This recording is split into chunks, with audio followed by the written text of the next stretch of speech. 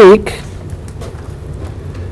before I get started on the lesson today, there's 5 sections in chapter 5.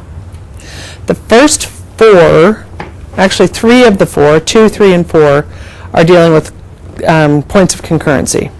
We did perpendicular bisectors in 5.2. Today we're doing angle bisectors. And then medians and altitudes are kind of combined in section 4.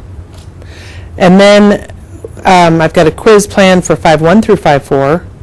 And then section 5 doesn't really have anything to do with points of concurrency. We're talking about the inequality, the triangle inequality theorem. So it's kind of something different, but still dealing with triangles. That's the last section. So I am gone to a leadership workshop tomorrow. And Thursday morning I have a doctor's appointment, so I will miss geometry. Oh, and you have ASVAB Wednesday? So, I think we're going pretty slow this week. Yeah, this week is going to be pretty slow. And since I've got a chunk missing today, what I ended up doing is going ahead and giving 5.3 to 2 days. 5.3 today, and then 5.3 tomorrow, so the people that are gone today have a chance to catch up, and then you guys, you'll have a sub tomorrow. So hopefully you guys can get through 5.3 pretty well, so that tomorrow when the other kids join, if they've got questions Mrs. Fennell's not going to be able to answer, you guys can help, okay, and just kind of co-teach together with them if they're having issues. Then Wednesday I'll be here, you guys won't. So right now I have 5.4 planned for Wednesday, but I forgot about ASVAB, so that'll move to Thursday. But Thursday I won't be here, so I'll probably still have you guys. I'll just post the video of what I did last year for that section, and then in class, either Mrs. Fennell will play it, or I'll just have you guys watch it on your Chromebooks, and then try 5.4 on your own. And then what I'll do Friday then is give you that Friday also then to ask questions on 5.4.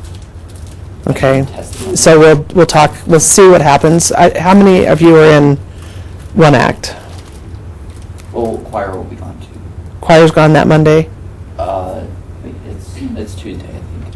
Choir's gone Tuesday? Where are we going? Landscape. Oh, really? Oh, but isn't it Tuesday night or something? Yeah, but I think we're meeting. I think we'll still do this class, I think. Okay. So, Monday, Tuesday, that last week, I know one act misses both days. So we'll just play it by ear and see. I hate to... I feel like I'm going to be giving you a quiz Monday or Tuesday that next week on 5.1 through 5.4. Otherwise, you're going to go an entire week of not seeing it, and then I can't really come back that Monday after Thanksgiving and not give you a quiz. I'd have to spend. Yeah, you only have Monday, Tuesday. And are we doing Windows Tuesday? Yeah, Tuesday morning. Really? Yeah. I would just cancel school. I know. So. I don't know. Maybe it'll end up where we do a review on 5.1 through 5.4 the Monday after Thanksgiving, and then I do the quiz the day after that. It's just, no, because you'll be here the Monday after Thanksgiving.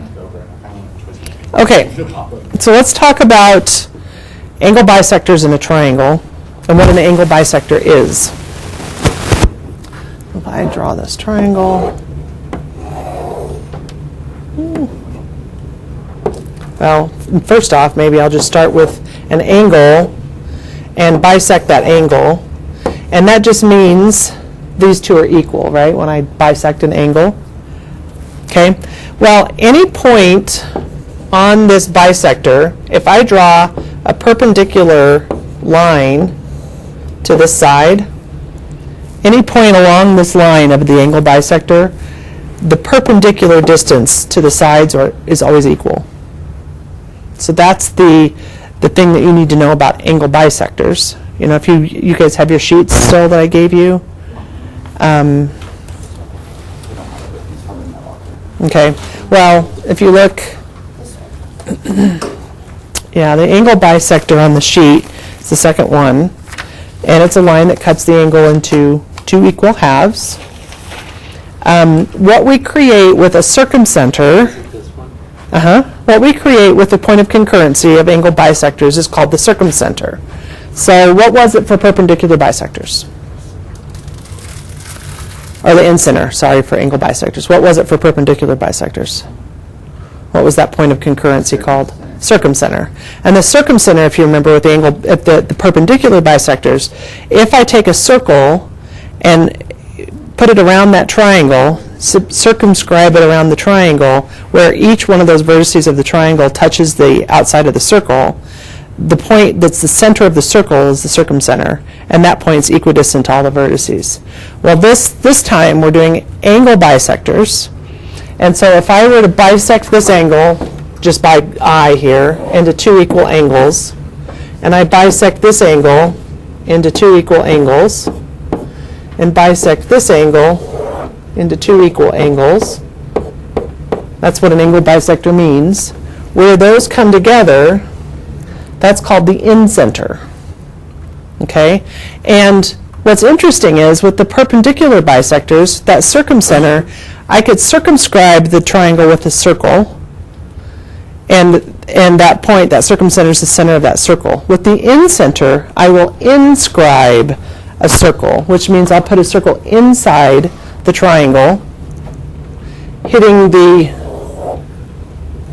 three sides, not a very good circle, but hitting the three sides. The incenter is the center of that inscribed circle. Okay, so the circumcenter is the center of the circumscribed circle on the outside of a triangle. The incenter is the center of a circle that's inscribed inside the triangle. Okay, and so now you can kind of see, if I were to draw a perpendicular line from the circumcenter, from the incenter to one side, and the incenter to this side, and the incenter to this side, that line, in all three cases, is a radius of that inscribed circle. So I know that the perpendicular distance from the incenter to the sides of a triangle are equidistant, because they're all radii of that circle. Okay, and so if you look on your sheets, that's what you're told by the incenter is the perpendicular distance.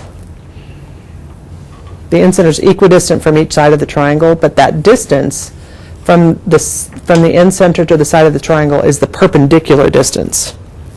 It's the perpendicular distance. So just to kind of show you, here's the incenter. You can see it's created by angle bisectors. Okay, and if I change my triangle around, make it an acute, make it an obtuse, make it a right triangle, do you notice that the incenter never leaves the inside of the triangle? Remember with the circumcenter, it could be inside if it's an acute triangle. It can be outside, or it is outside if it's obtuse, and it's right there in the center of the hypotenuse, right, if it's a right triangle. But the incenter, which is the angle bisectors, is always inside, because I'm always going to be drawing a circle around it, and that circle is always inside the triangle. So the incenter is always going to be inside a triangle, whether it's an acute triangle, an obtuse triangle, a right triangle. It's not like the circumcenter that can be in or out. Okay? And from the incenter, if I draw a perpendicular line, meaning it goes from the incenter to the opposite side at a right angle, that's what a perpendicular line means. If I draw it from the center to the perpendicular to the other side, here and here, when I inscribe that circle, all three of those distances will be equal because they're all radii of that circle. Okay, so when you know the incenter, you know the distances to the sides, the perpendicular distances, are all equal. So that's something that you can get once you know the incenter.